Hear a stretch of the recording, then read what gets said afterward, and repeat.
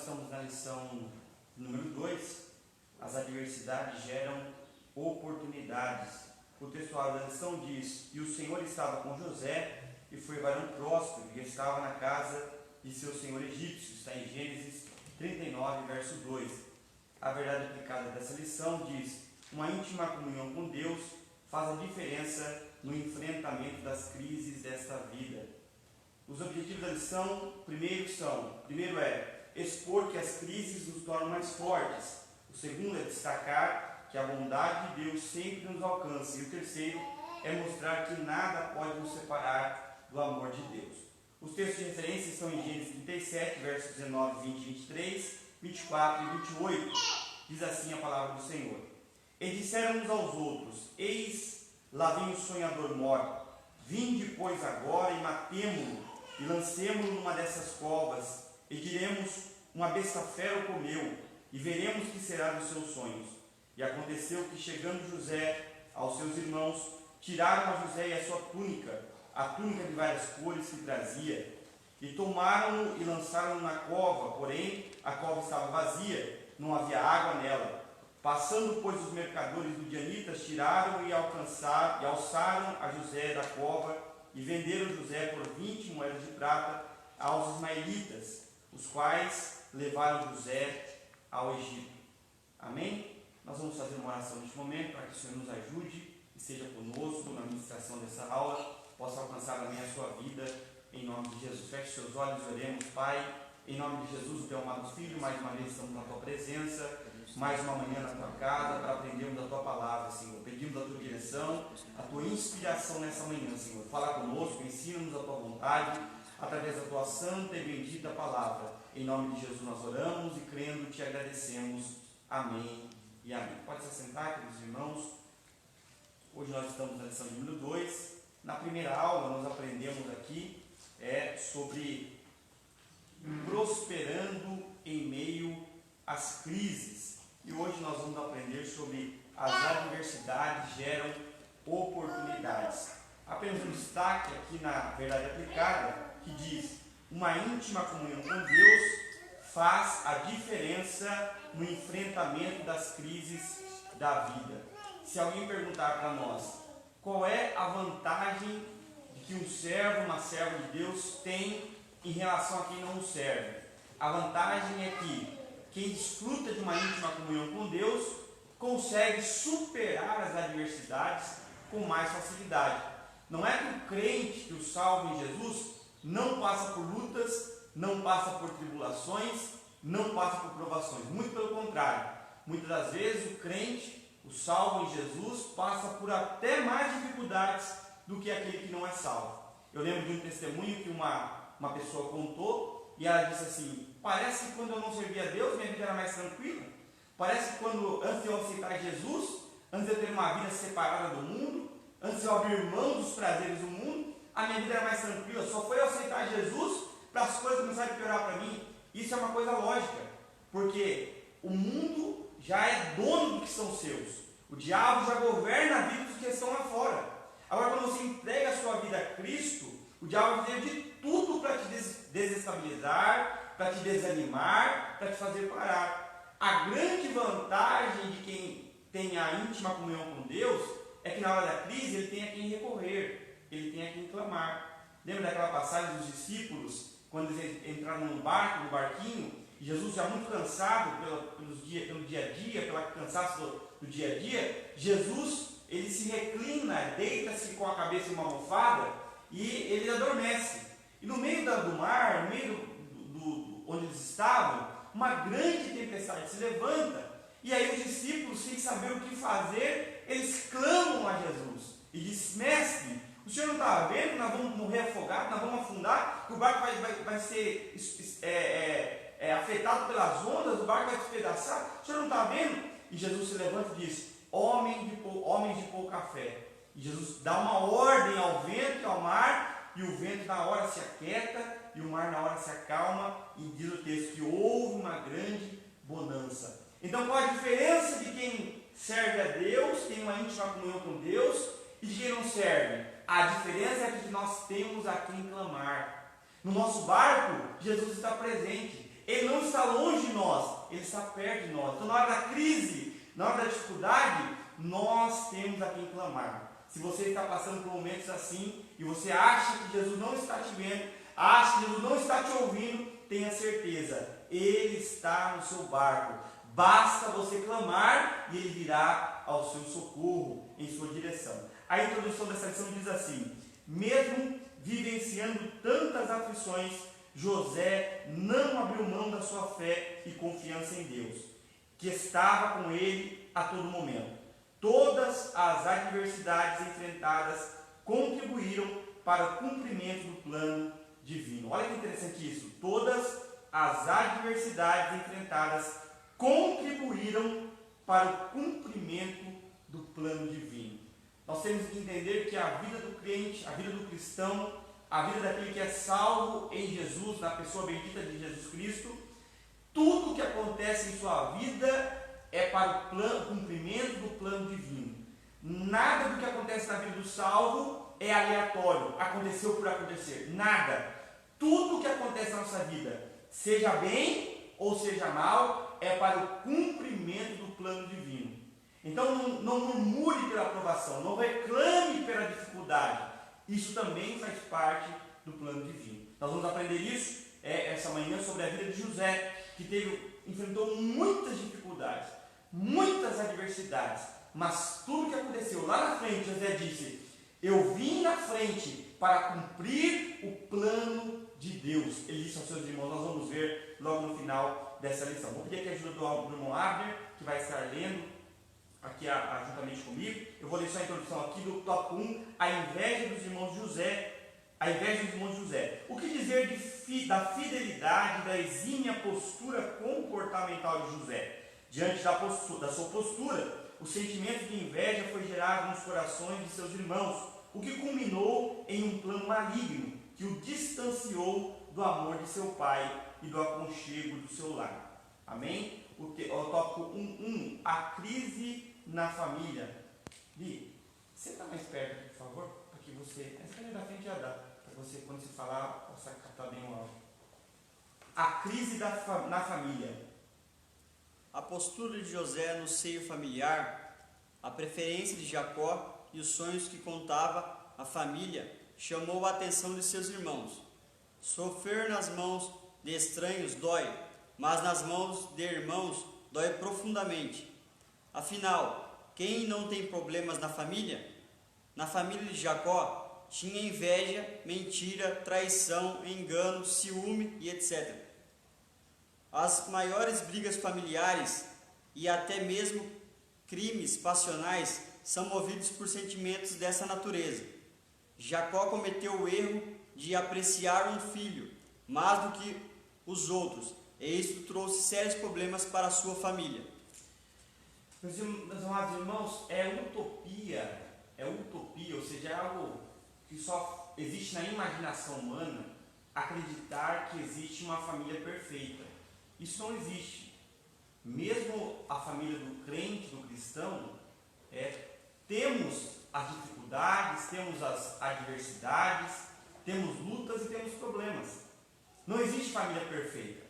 A família perfeita ela não existe.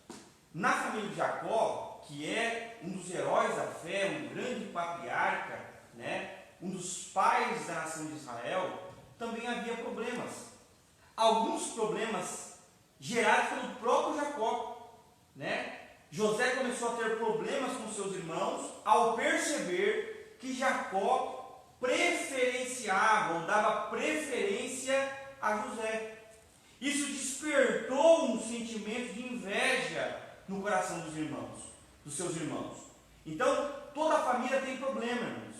Não ache que porque a sua família tem uma dificuldade, que a sua família tem algum tipo de problema, que você está diferente dos demais. Não. Todos nós temos problemas. O que difere é que em uma família o problema é um, na outra o problema é outro. Mas todas as famílias têm problemas. Quem nos ajuda a superar os problemas é exatamente a pessoa bendita de Jesus Cristo na nossa vida. Ele que nos dá força, Ele que nos dá sabedoria para contornarmos os problemas. Olha que interessante. Sofrer nas mãos de estranhos dói. mas nas mãos de irmãos dói profundamente, diz aqui o comentarista, o bispo Abner Ferreira. Sofrer nas mãos de estranho dói, mas nas mãos de irmãos dói profundamente. E às vezes, irmãos, por que nós sofremos quando um irmão, uma pessoa da família, ou até mesmo o convívio da igreja, né, que somos irmãos de Cristo, fazemos parte do corpo, por que às vezes dói tanto quando um irmão ofende o outro ou fere o outro? Por quê? Porque nós colocamos expectativa em cima dos que são nossos, dos nossos irmãos, dos nossos parentes. Nós nunca imaginamos que alguém de dentro vai nos ferir. E a coisa mais comum que tem é alguém de dentro ferir. Por quê? Pela proximidade do convívio, pelo conhecimento, pela intimidade. É muito mais fácil você ferir alguém que você conhece, você convive, do que alguém que você vê esporadicamente, você não tem comunhão, você não tem amizade, você não tem proximidade. Então, o sofrimento gerado pelos de casa costuma ser muito mais profundo do que os sofrimentos causados por alguém de fora. Então, às vezes, nós ficamos frustrados, magoados, entristecidos quando alguém nos fere e nós temos uma expectativa tão grande em cima dessa pessoa ou a respeito dessa pessoa. Né? Quando um pai fere um filho, quando um filho fere um pai, quando um irmão fere um outro irmão, uma irmã, aí o coração se entristece. Né? Sofrer nas mãos de irmãos dói profundamente. Imagina o que José passou, né? Vendo seus irmãos o afrontarem, ridicularizarem, zombarem dele pelos seus sonhos, pelo que ele contava, pelo seu contato com o seu pai. Então essa inveja foi gerada no coração deles porque eles começaram a olhar o tratamento que Jacó dava a José diferenciado, né? No final desse tópico, o Abner leu, diz assim: Jacó cometeu o erro de apreciar um filho mais do que os outros, e isto trouxe sérios problemas para a sua família. Então, muito cuidado, nós que somos pais, quem é avô, avó, precisa tomar muito cuidado na apreciação dos filhos e netos, né? Não dispensar a um mais cuidado do que ao outro, procurar se policiar para que tenha o mesmo tratamento de um com o outro, para que não brote no coração dessa criança ou desse jovem, adolescente ou até adulto, esse sentimento de inveja, de ciúme, porque isso pode ser muito nocivo à própria família futuramente, como nós vamos ver aqui no decorrer do texto. O tópico 1.1.2, a inveja não pode te parar. A inveja pode aparecer numa família quando os pais dão preferência a um de seus filhos. Jacó provocou esse sentimento em sua família, demonstrando preferência por José. A inveja culminou-se em aversão a José por parte dos seus irmãos. O invejoso possui um sentimento egocêntrico, pois só se sente bem quando é o centro das atenções. Esse sentimento pode se transformar facilmente em furor. A inveja pode causar grandes problemas familiares, inclusive levar o indivíduo a querer a morte do seu próprio irmão. Então o erro de Jacó foi exatamente esse: dar preferência a um filho mais do que ao outro. E aí nasceu o sentimento de inveja, que é um sentimento egocêntrico, né? Pois só se sente bem quando é o centro das atenções. Então o invejoso, eu já ouvi alguém dizer que o invejoso não quer o que você tem, ele quer que você não tenha o que você tem. Por quê? Porque quando ele olha para você e vê que você tem, isso incomoda ele. Então o invejoso muitas vezes ele não quer o carro que você tem, a casa que você tem, o emprego que você tem, a família que você tem. Não, ele quer que você não tenha. Porque ele não suporta ver alguém mais bem sucedido do que ele. Isso é um sentimento egocêntrico, egoísta. Isso não provém de Deus. Esse sentimento é maligno. É maligno. Quem teve esse sentimento que nós conhecemos da Bíblia? O próprio Satanás. Às vezes o diabo não quis ser maior que Deus. Ele quis se igualar a Deus. Quis ser igual a Deus. Então ele não suportou ver que Deus tinha mais poder do que ele. Quis ser igual a Deus. Achou que poderia ser igual a Deus. Isso era impossível. Não havia essa possibilidade. Então esse sentimento de egocentrismo, de egoísmo, de inveja, é um sentimento completamente maligno. Se você tem esse sentimento no seu coração, você precisa orar nesse sentido, pedir a Deus que arranque de você esse sentimento, porque não é um sentimento proveniente de Deus. A inveja é um sentimento de origem maligna. E todos nós, sem exceção, estamos sujeitos a sentir inveja. Em algum momento da nossa vida, a gente olha para o outro e a gente fala, poxa vida, por que ele tem e eu não tenho? Né? A Bíblia fala que, na revista passada, nós aprendemos sobre Asaf, né? O Salmo 73, quando Asaf questiona a Deus e diz, como que pode? O ímpio é mais próspero do que eu, o ímpio é mais feliz do que eu estou todos os dias na tua casa, eu te sirvo com fidelidade, o ímpio não tem amor próprio, não tem amor pelos outros, não teme a Deus, por que é que prospera? Né? Asaf começou a ter uma visão errada, uma visão equivocada do seu relacionamento com Deus e do retorno que Deus dava para ele. Quando na verdade, quando Asaf diz, quando ele entrou no templo, ele entrou no santuário, ele percebeu qual era o fim do ímpio. Era uma visão equivocada.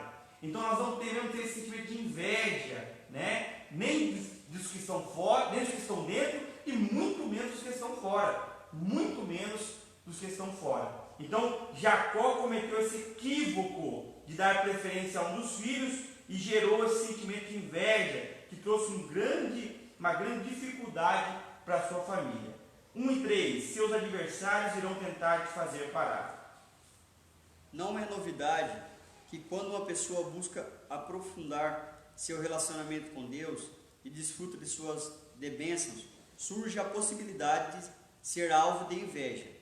Muitos tentaram lhe parar só por causa daquilo que você é ou tem. A inveja dos irmãos de José era tanta que eles lhe tiraram a túnica de várias cores, presenteada por seu amado pai. Em suas maldades, lançaram José numa cova. Não satisfeitos, venderam-no como escravo. Diante de tantas afrontas, José nos mostra que quando estamos firmados em Deus, é possível vencer, apesar de atos levianos contra nós. Então, independente, irmãos, do sentimento de inveja que outras pessoas possam ter contra você, possam ter contra nós, independente dos atos de um pai, de uma mãe que possa gerar o sentimento de inveja na família, entre os filhos, independente de tudo isso, José enfrentou tudo isso e foi vitorioso. Por quê, pastor? Porque a base, a estrutura de José não estava firmado em pessoas, não estava firmado nos seus irmãos e na sua família. José estava firmado em Deus. Então, independente das adversidades que ele enfrentou, dos problemas que ele passou, da rejeição, da humilhação, do desprezo dos seus próprios irmãos, José não teve a sua fé abalada. Então, como você faz para superar a adversidade quando ela chega, quando é pessoa de dentro de casa que faz passar por provações? Você se firma com Deus. A sua firmeza não pode estar em pessoas. A sua confiança não pode estar na sua família. Você tem que confiar em Deus para sustentar a sua família, para sustentar a sua vida. Quando você coloca a sua confiança, a sua expectativa em pessoas, você certamente se frustra, né? Eu já ouvi alguém dizer, não me lembro quem, que disse assim, quando você confia nas pessoas, você se frustra. Quando você confia em você mesmo, você se decepciona. Mas quando você confia em Deus, você é alcançado pela misericórdia dele. Então não adianta colocar a sua confiança em pessoas e nem em você mesmo. Você precisa confiar em Deus. Então na hora da dificuldade, na hora da adversidade, quando alguém tentar te parar com um sentimento de inveja, com atos que te levem a ser prejudicado, coloque a sua confiança estritamente em Deus. Não olhe para a adversidade, olhe para Deus. José nos dá esse exemplo, né? Ele foi humilhado, foi rejeitado, foi vendido, pensaram em matá-lo. Depois você lê lá Gênesis 37, o texto diz que José os seus irmãos disseram assim, vamos matar ele, a gente fala para o nosso pai que uma besta, a fera comeu ele, e vamos ver o que vai ser dele agora, esse sonhador mor, como chamavam José. Mas o texto diz que não era o plano de Deus que ele morresse, né? Então um dos seus irmãos, Rubem, se lançou na frente e disse assim, não vamos matar não, vamos lançar ele na cova. estava na cova, os irmãos viram os israelitas passarem, né, por aqui, uma caravana que ia para o Egito, e aí Judá teve a ideia: por que ao invés de matar, a gente não vende ele? A gente ganha um dinheiro e dá um sumiço nele, nunca mais ninguém vai saber dele, ele vai para outro lugar, vai ser vendido como escravo, e foi isso que fizeram, venderam José. O texto diz que lá no final da história, já no capítulo 39, capítulo 40, o texto diz que os seus irmãos, quando reconheceram que José estava no Egito governando, antes de saber que José era governador, os seus irmãos disseram assim: lembra quando José clamava por misericórdia quando nós estávamos vendendo ele? Ou seja, José pediu aos seus irmãos, José clamou aos seus irmãos: não faça isso comigo, tem misericórdia de mim, não me venda, eu não posso ficar longe da minha família, eu não quero ficar longe da minha família. Mas eles não tiveram misericórdia. Mas isso não parou José, não fez José desanimar, porque a sua confiança, a sua expectativa estavam postas em Deus, e nada pode abalar o crente quando as suas expectativas estão em Deus, nada. Então os seus adversários vão tentar te fazer parar, mas você não desanime, não pare e não ceda na hora dessa tentação, dessa provação que você está enfrentando. Amém? Vamos lá para o 2, a traição dos irmãos de José. Pode ler. Olha a tradução. Pode ler tudo. A história do jovem José encanta a muitos por causa de sua entrega total ao Senhor. Vimos que o relacionamento entre José e Jacó, seu pai, incomodava os seus irmãos. Diante disso, José recebeu um duro golpe.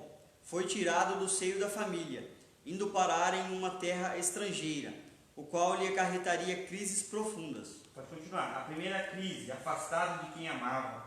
A palavra traição pode ser definida como deslealdade, desapontamento da expectativa de alguém, distanciamento, engano, infidelidade. Podemos dizer então que toda traição envolve mentira. José havia ido buscar notícias de seus irmãos, quando é avistado por eles, que movidos pelo ódio, traçaram um plano maligno contra ele. A primeira intenção era matá-lo, porém, nada nem ninguém poderia impedir os planos de Deus para a nossa vida. Aconselhados por Rúben, numa tentativa de livrar José, os demais irmãos lançaram uma cova, num ambiente impregnado de maldade. Os irmãos de José venderam-no para uma companhia de ismaelitas, que iam para o Egito. A dor da traição de seus irmãos só não era maior que a dor da saudade que iria sentir de seu amado pai. Contudo, a relação harmoniosa entre Deus e José fez com que ele não esmorecesse diante da dor. Olha só, o Bispo Wagner, comentarista dessa revista, ele nos dá 3 crises, né, que José enfrentou. A primeira delas é o afastamento de quem amava. Os seus irmãos o tiraram do meio da sua família, no meio do seio da sua família, de perto do seu pai.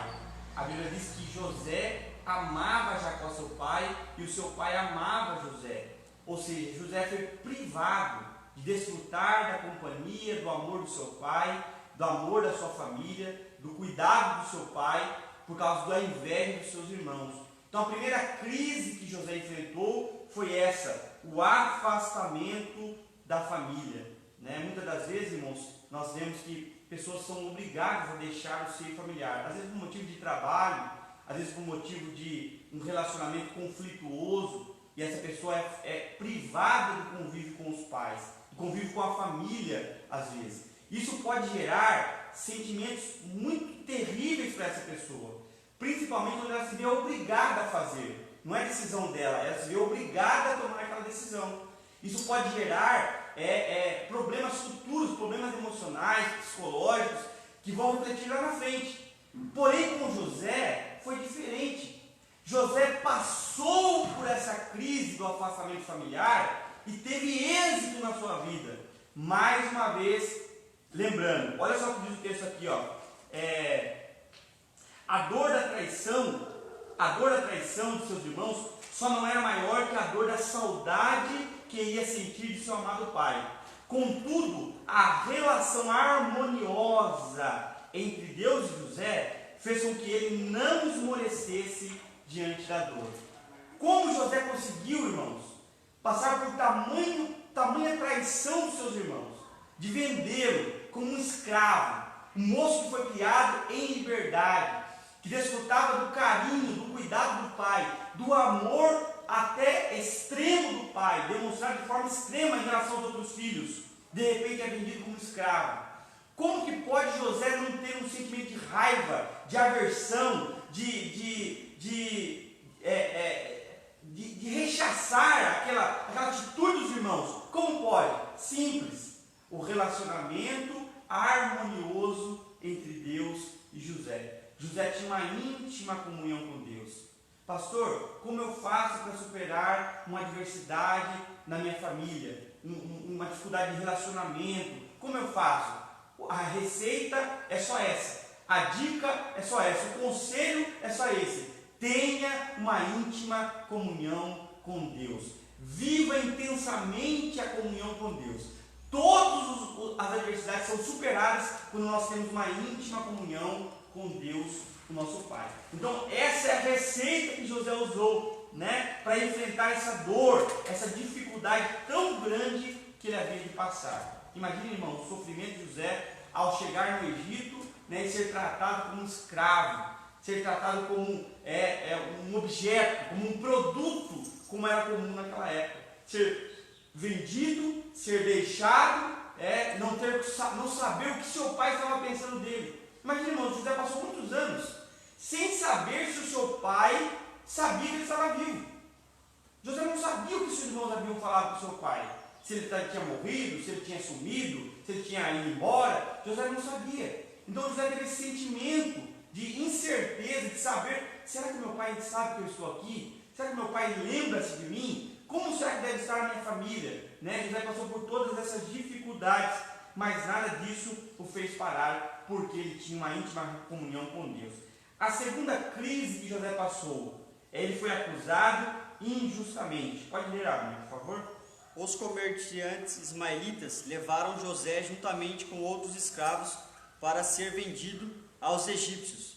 Nesse período, José tinha 17 anos. José foi comprado por Potifar, a fim de que lhe servisse como escravo. Como é importante termos intimidade com Deus, pois mesmo sendo escravo em terra estranha, a presença do Eterno estava com José. E nós sabemos que a presença de Deus incomoda Satanás. José não havia sido eliminado por seus irmãos. Então Satanás procurou envergonhá-lo através da carne. Para persuadi-lo, o inimigo usou a mulher de Potifar para lhe atrair com palavras impuras. Contudo, José era íntegro e possuía o temor a Deus. A recusa de José não agradou a mulher de Potifar, que fez uso da mentira para prejudicá-lo. José foi tentado na sua sexualidade, mas a sua fé não lhe permitiu romper sua comunhão com Deus. Por sua fidelidade a Deus, José foi parar na prisão. Quando José chega no Egito, é vendido a um senhor egípcio, que era um capitão da guarda imperial, chamado por nome Potifar, e logo de início, irmãos, logo quando José chega, ele começa a se destacar em meio aos escravos. Por quê? Porque José não tinha mentalidade de escravo. José não era escravo, José era um homem livre.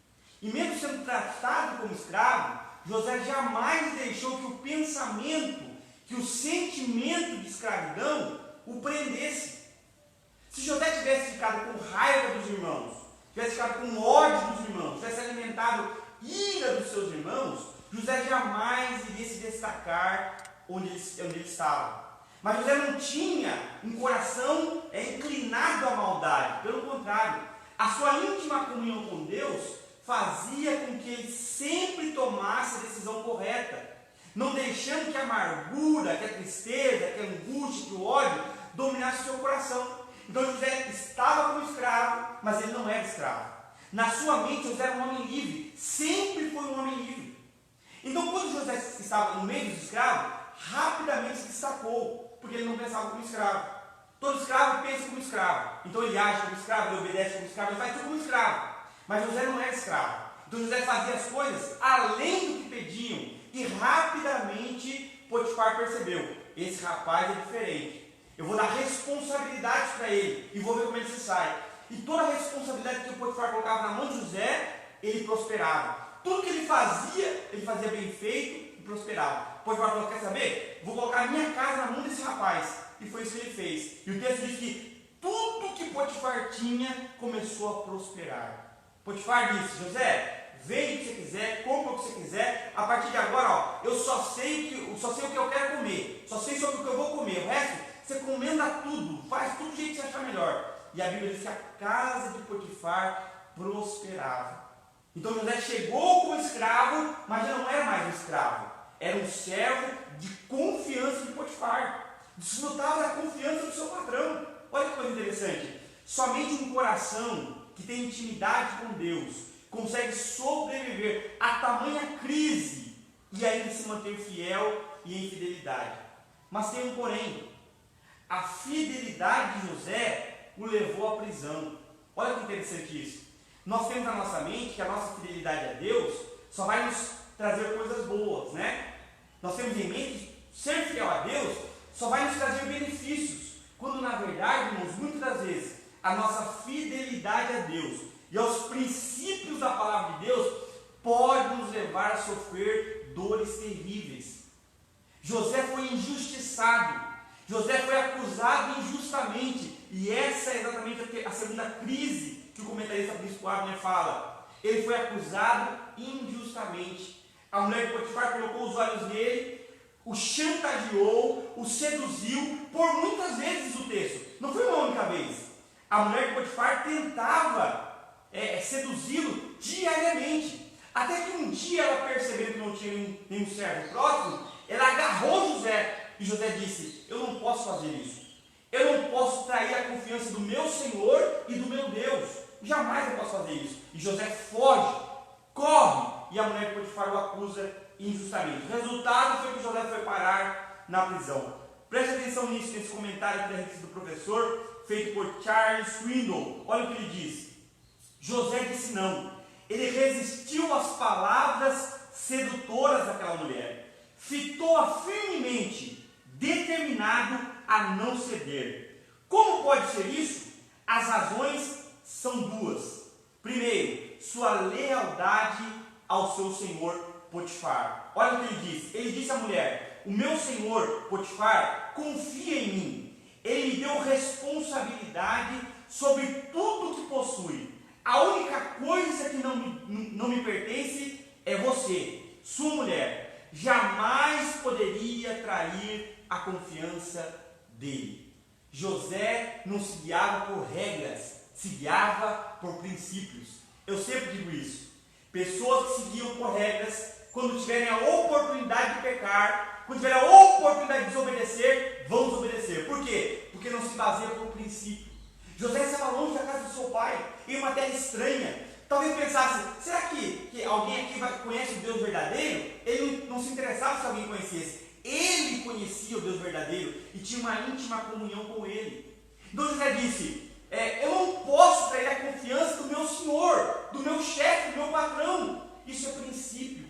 Isso é princípio divino. Então José não abriu mão do princípio. Firmemente ele se recusou a ceder. E o segundo motivo que Josué conseguiu recusar a investida da mulher de Potifar é a razão da sua fidelidade a Deus. José disse: como cometeria eu tamanha maldade e pecaria contra Deus?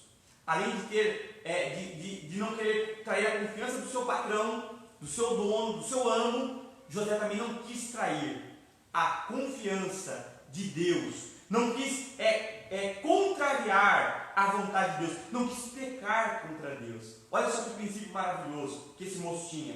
Que convicção maravilhosa que esse moço tinha. Talvez alguém dissesse: rapaz, você é bobo. Você está aqui na terra sofrendo aqui. Você está aqui como escravo aqui. Aproveita a oportunidade. Né? Nós vivemos em um tempo em que todo mundo diz: não perca a oportunidade.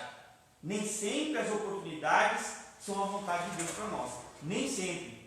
Existem oportunidades que surgem, adversário. Oportunidades que aparecem realmente que nós falamos, nossa, alguns até dizem assim, nossa, que bênção de Deus. E na verdade nem sempre é a bênção de Deus. Muitas das vezes é um laço do nosso adversário. E José sabia, esse tipo de oportunidade não é para mim. Esse tipo de oportunidade não é para mim. Né? Quem não pensa como escravo, não age como escravo.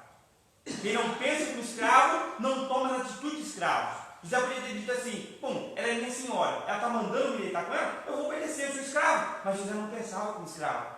José pensava como homem livre. E homens livres tomam decisões independentes. José sabia que ele teria condições de recusar, porque a sua íntima comunhão com Deus o dava força para que ele recusasse aquela investida daquela mulher. Se José tivesse se deitado com aquela mulher, provavelmente jamais chegaria ao trono do Egito. Jamais chegaria ao trono do Egito. Ele ia se tornar em um mero amante da mulher do seu patrão. Mas José tinha um objetivo. José sabia aonde ele iria chegar, se ele confiasse em Deus e colocasse a sua vida inteiramente nas mãos do Senhor. A terceira crise que José enfrentou foi ser esquecido por todos. Pode ler, Mohamed, por favor. Após interpretar os sonhos de 2 presos e ambos se cumprirem integralmente, José precisou esperar por muitos anos até que o copeiro mor se lembrasse dele. Cabe enfatizar aqui que José foi traído por seus irmãos, caluniado pela mulher de Potifar, condenado à prisão e esquecido por todos. Porém, Deus não havia se esquecido dele, e na hora certa iria exaltá-lo. Olha só, a terceira crise que José enfrentou foi a crise de ser esquecido. Irmãos, é tão triste, né? Ser esquecido, quando você tem expectativas sobre alguém e essa pessoa esquece você, ela te deixa, né? E José passou por essa crise, a crise do esquecimento, a crise do anonimato. Ninguém sabia quem era, ninguém sabia onde ele estava. José não sabia quem o conhecia, quem não o conhecia mais. Depois de ser acusado pela mulher de Potifar, foi lançado na prisão. Mas da mesma forma como José não pensava como escravo, ele também não pensava como prisioneiro. Na cabeça de José, ele não estava preso. O seu corpo estava preso, mas a sua cabeça não estava presa. A sua mente, o seu coração não estavam presos. E ele jamais pensou como um prisioneiro. Sabe qual foi o resultado? Que mesmo na prisão, José governou. José governou dentro da prisão. Quando José chega na prisão, o senhor da prisão, o administrador da prisão, percebeu, esse rapaz é diferente. Ele não pensa como prisioneiro. Eu imagino que José começou a organizar a prisão, começou a colocar tudo em ordem, porque geralmente pessoas que não pensam como prisioneiro, como escravo, agem com governo, agem com liderança, agem para organizar as coisas. Talvez José tenha tido essa atitude, e José começou a se destacar dos presos. O texto diz que o chefe da prisão, o diretor da prisão, deu nas mãos de José a chave da prisão e disse assim, toma conta dos presos aí para mim, você vai cuidar de tudo aí, você vai ser o carcereiro agora, fique à vontade, cuide de tudo aí. E a Bíblia diz que José se destacou até na prisão. Olha que interessante, irmãos. Quem desfruta de uma comunhão com Deus, ele não pensa como escravo, ele não pensa como prisioneiro. Ele pode até estar na prisão. Pastor, o que é a prisão? A prisão pode ser um momento de dificuldade que você está enfrentando. Uma crise familiar, uma crise financeira, uma crise espiritual. Mas mesmo estando em prisão, mesmo estando em dificuldade como essa, você jamais pode pensar como prisioneiro. Quem tem íntima comunhão com Deus, não pensa como prisioneiro. Pensa como um homem livre, pensa como uma pessoa livre. E aí ele age e reage como um homem livre. Olha só, depois que Jacó foi parar na prisão, ele passou por um período de esquecimento. Ninguém se lembrava mais dele. Olha só, a cadeia foi o lugar onde Deus falou ao coração de José. José, fique aqui, porque eu já vi que o seu coração é meu. Essa parte é só na lista do professor. Olha só. Você saiu do meio onde estava, veio para cá e provou a sua fidelidade a mim. Mas falta algo. Precisamos confiar e esperar no tempo de Deus. Enquanto esperamos, somos aperfeiçoados, como José na prisão. É preciso cuidado para não sermos dominados pela pressa. O momento de Deus é perfeito. José já tinha mostrado, provado, tanto para ele mesmo quanto para Deus, que ele era fiel a Deus. Que na casa do seu senhor Potifar, estando com uma posição de liderança na casa, de responsabilidade na casa, ele não traiu a confiança nem do seu senhor e nem do seu Deus.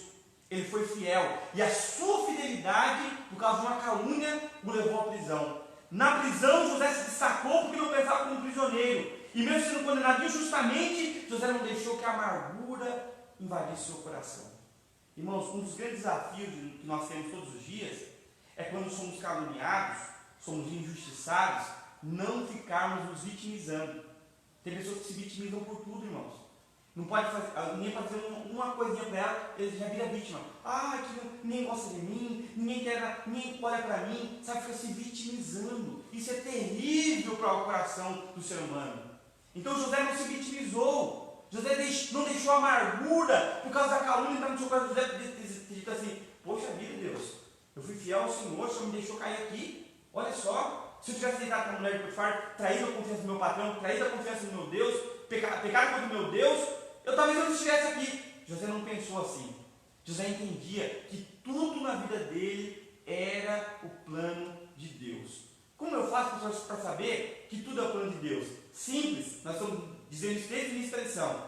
O segredo é a íntima comunhão com Deus. É tão interessante que a Bíblia nos revela que Abraão tinha tanta comunhão com Deus, a ponto de ser chamado amigo de Deus.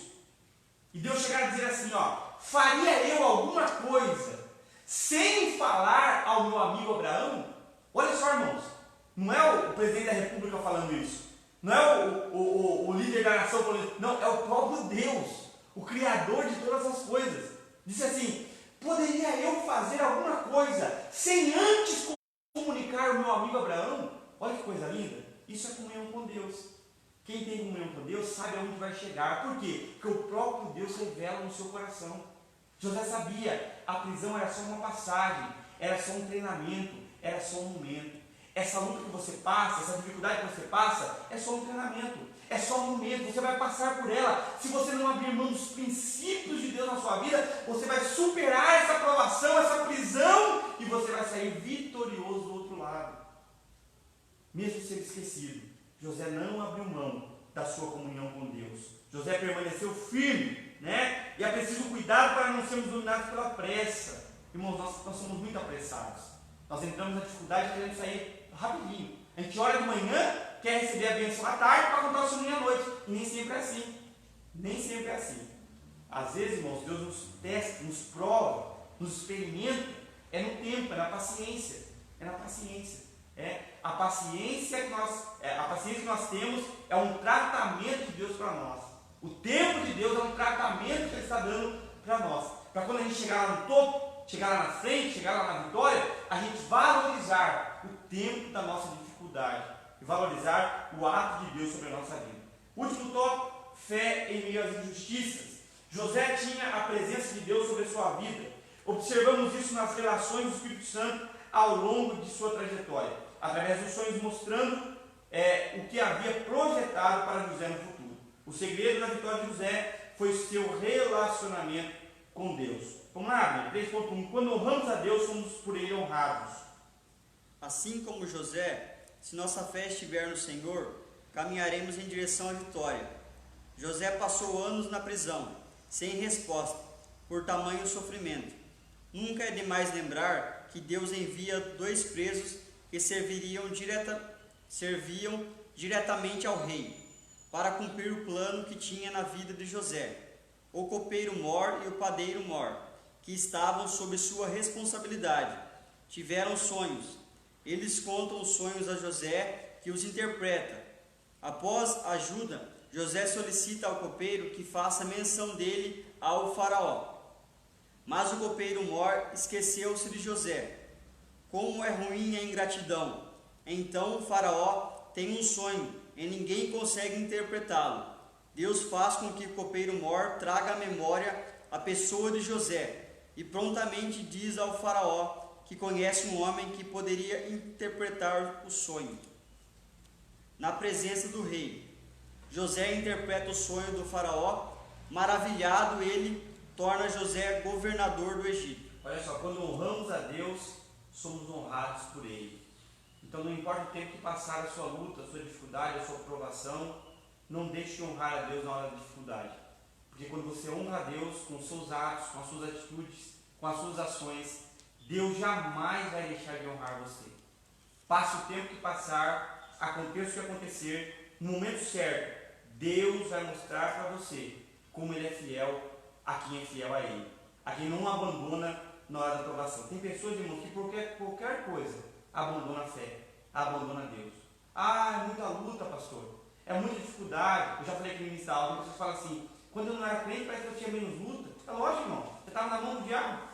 Agora não, nós estamos na mão de Deus. O diabo quer tentar você, quer tirar você do caminho dele, quer fazer você parar, desistir, desanimar. Mas é agora que você tem que mostrar sua confiança em Deus. É na hora da luta. Eu disse aqui essa semana, no momento da luta, é o momento que Deus nos dá maiores experiências com Ele. Na hora da bonança, irmão, Deus não revela nada para nós. Mas na hora da luta, aí Ele mostra para nós, quando nós temos fé nele, o que Ele pode fazer em quem confia nele. Então, não desista, não desanime, seja fiel a Deus, honre a Deus como José honrou. José se passou também pelo sentimento de ingratidão, né, quando o copeiro se esqueceu dele também, mais do que se esqueceu dele. O copeiro chegou no palácio, depois de ter tido o sonho revelado por José, chegou no palácio, nem se lembrou de José, até que um dia, presta atenção nisso, os homens podem se esquecer de você, mas ainda que todos se esqueçam, algum dia, Deus vai fazer alguém se lembrar de você. Deus colocou um sonho na cabeça do faraó. O faraó sonhou. Ninguém conseguiu interpretar o sonho. Aí o faraó ficou agitado, perturbado. Aí o copeiro se lembrou: opa, eu conheço alguém que revela sonho. O José está lá na cadeia. Faraó, eu conheço um homem que pode te ajudar. Ele está preso injustamente lá na cadeia. Eu conheci ele lá, ele revelou o sonho assim. E foi tudo do jeito que ele falou. Chama esse homem. Chamou José. José veio à presença do faraó, revelou o sonho ao faraó, deu a revelação do sonho. E aí o faraó disse: você é o homem para governar o Egito. Então Deus cumpriu na vida de José o que ele havia prometido através do sonho de José lá atrás. Então José foi fiel a Deus na dificuldade e Deus o honrou. 3.2, Deus nunca se esqueceu de José. A vida de José possui uma narrativa motivadora para todos os cristãos. No momento em que José estava esquecido por todos, Deus demonstrou seu cuidado por ele. Deus sempre esteve trabalhando em favor de José. Tenhamos sempre a certeza de que, mesmo nas crises, o Senhor não se esquece de nós. Jamais se esquece de nós. Pode seguir, Abner. 3.3, o segredo da vitória de José. Tudo contribuiu para o bem daqueles que amam a Deus. A inveja e traição de seus irmãos, a tristeza, a triste experiência de ter sido vendido como mercadoria, a caluniadora acusação da esposa de Potifar, anos de prisão, esquecimento do copeiro mor, nada disso fez com que José desanimasse. Todas essas aflições fizeram José chegar ao fim de seus dias sem mágoas e crendo que Deus continuaria a levar adiante o seu plano. Olha só, todos esses sofrimentos de José trabalharam no seu caráter, na sua preparação, para que ele chegasse ao topo do Egito, ao governo do Egito, e realizasse o plano de Deus para a vida dele. Eu tenho uma palavra para o seu coração. Esse sofrimento que você enfrenta hoje, essa luta que você passa hoje, essa dificuldade, essa provação, essa angústia que você passa hoje, é só uma preparação para o que Deus vai entregar na sua mão. Pastor, por que eu tenho que passar por isso? Porque quando você chegar lá, você não vai chutar o balde, chutar o pau na barraca, como a gente costuma dizer, por qualquer dificuldade. Você já passou pelo treinamento, já passou pelo sofrimento. Então, a vida do cristão é assim: você chora hoje para rir amanhã. A vida do mundo é: você ri hoje, mas você chora amanhã. Mas o crente não, ele pode chorar hoje, mas amanhã ele vai sorrir. Por quê? O treinamento, a luta, a dificuldade vai te preparar para o que Deus tem para você. José passou por isso. Se José chegasse no governo do Egito, sem passar por esses momentos aqui, José não teria a capacidade, a estrutura para comandar como ele teve. Então tudo isso foi uma preparação para ele. Olha só, José, nada disso fez com que José desanimasse. Todas essas aflições fizeram José chegar ao fim de seus dias sem mágoas e crendo que Deus continuaria a levar adiante o seu plano. Olha que coisa linda, sem mágoas, sem mágoas. O segredo de José era não guardar coisa ruim no coração, não guardava. A sua comunhão com Deus fazia com que o seu coração estivesse sempre limpo, né? A comunhão com Deus faz com que a gente elimine da nossa vida as coisas tóxicas, que nos impossibilitam, né? Pessoas que não conhecem a Deus guardam mágoa, guardam rancor, guardam ódio, alimenta isso, irmão. Isso gera doenças emocionais. Tem pessoas que estão morrendo, sabe por quê? Ódio no coração, mágoa no coração, tristeza no coração. Então José não tinha isso. José limpava a sua comunhão com Deus, fazia com que o seu coração fosse sempre limpo, né? E tirava essas coisas do seu coração. E as provações o fortaleceu. Eu vi um testemunho, já vou encerrar, eu vi um testemunho de um pastor uma vez que disse que um missionário que estava em um trabalho missionário na África, certa vez Deus apareceu para ele em um sonho e disse a ele assim, sabe aquela pedra que tem do lado da sua casa? Eu quero que você empurre aquela pedra. Todo dia pela manhã e pela tarde, eu quero que você empurre aquela pedra. E aquele moço, irmã Marilene, todo dia acordava de manhã e ela empurrava a pedra. Todo dia à tarde ele empurrava a pedra. Passou um bom tempo, mais de anos se passou, e um dia ele se irritou e disse assim, eu não vou mais empurrar essa pedra. Disse a Deus, Deus, eu não vou mais empurrar essa pedra. Faz um ano que eu empurro essa pedra não moveu um centímetro do lugar. Essa pedra é muito grande, eu não consigo tirar do lugar. E aí Deus falou para ele, olha os seus braços. E ele olhou para os braços e Deus disse assim, eles estão mais grossos, eles estão mais fortes, olha as suas pernas. Ele olhou e Deus disse, elas estão mais fortes, estão mais grossas, eles estão. Eu nunca falei para ele, Deus disse assim, eu nunca disse a você que tiraria a pedra do lugar. Eu só disse a você que empurrasse para que você se fortalecesse para o que eu vou entregar na sua mão. Ou seja, nem sempre a pedra vai sair do lugar, irmãos. Mas toda vez que você empurra ela, Deus está te fortalecendo para você vencer. Paulo orou a Deus e disse, Senhor, por 3 vezes, tira de mim esse espinho na carne, isso me incomoda. Sabe o que ele disse para ele? Nananina não. Esse espinho da carne não vai sair. A minha graça te basta. Então tem problemas, irmãos, que nunca vão sair. Mas Deus vai nos dar graça para suportar. E essa dificuldade vai nos fortalecer para o que Deus tem para entregar na nossa mão.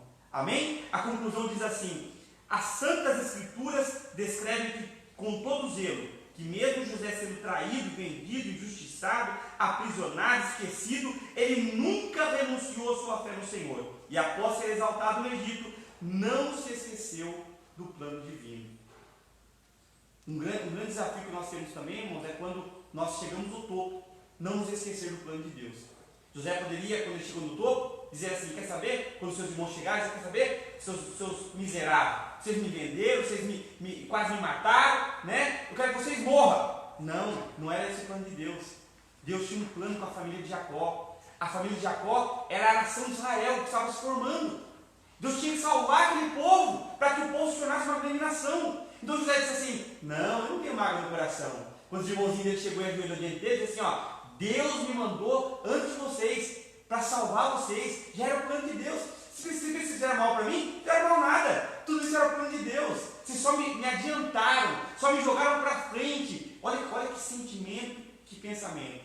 Olha que interessante isso. José nunca pensou como escravo, por isso governou na casa de Potifar. José nunca pensou como prisioneiro, por isso governou na prisão.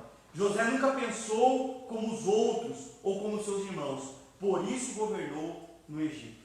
Se José pensasse como seus irmãos, nunca governaria no Egito. Tivesse o coração magoado, entristecido por causa da traição, nunca governaria no Egito. Mas José provou que o seu relacionamento com Deus o levou a um outro estágio, a um outro nível, o nível de ser governador, porque ele não tinha no seu coração a mágoa pelo sofrimento que ele enfrentou.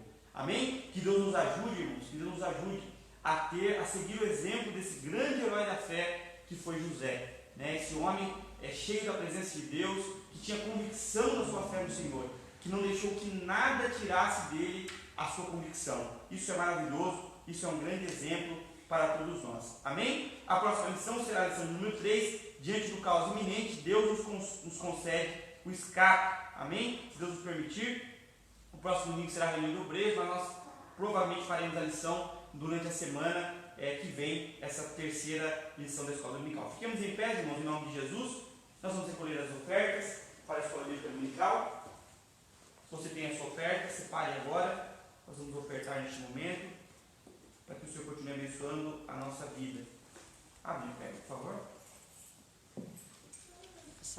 Pode passar. Alguém for ofertar? Ó Senhor, abençoa essa oferta. Ó Senhor, abençoa essa oferta. Abençoa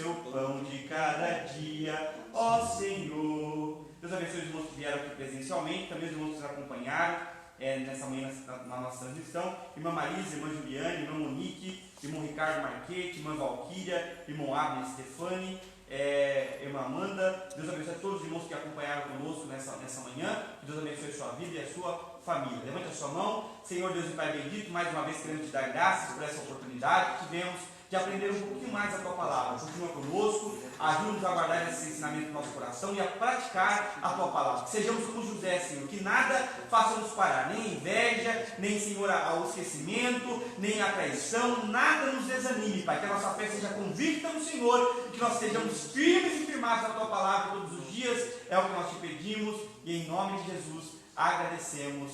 Amém e amém. Levante a sua mão, que a graça do Senhor Jesus, o grande e glorioso amor de Deus, nosso Pai, a comunhão e as doces consolações do Eterno Espírito Santo seja conosco e conosco permaneça para sempre. Digamos todos juntos. Amém. Deus abençoe, irmãos, em nome de Jesus. Obrigado.